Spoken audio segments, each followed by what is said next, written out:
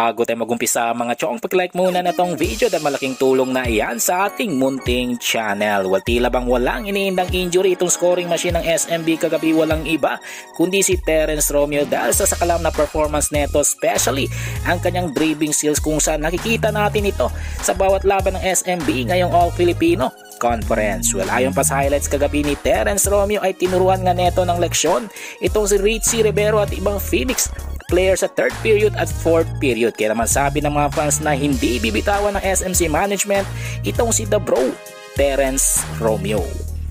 Ibang balita, punta naman tayo sa high fly forward ng Barangay Nebra San Miguel, walang iba kundi si Jamie Malonzo na mas lalong gumaling matapos ang bugbugan incident. Well, ayon pa sa highlights kagabi kontra Magnolia Chicken Templados ay kitang-kita na winasiwas neto si Calvin Davis Abueva. Kaya naman komento ng mga fans na mas lalong gumaling ito si Jamie Malonzo matapos ang bugbugan incident na naganap sa Kentucky Fried Chicken o KFC. Well, panguli sa ating balita mga chong, patungkol naman kay Calvin Davis Abueva na masama ang ugali at hambog raw sa harap ng mga fans. Well, ayon pa sa mga PBA fans, dapat palakihin ang multa dito kay Calvin Abueva o di kaya bigyan agad ng suspension dahil sa ginawa nitong middle finger sa harap ng Barangay Ginebra fans, especially dito kay Mr. Sanjo Marudo na nakupo lamang sa sideline. Inaabangan naman ng mga fans ang paliwanag ni Calvin Abueva patungkol sa kanyang middle finger gesture. Well mga chong, nandito na lang ang ating balitang PBA at syempre huwag kalimutan mag-subscribe at i-like itong video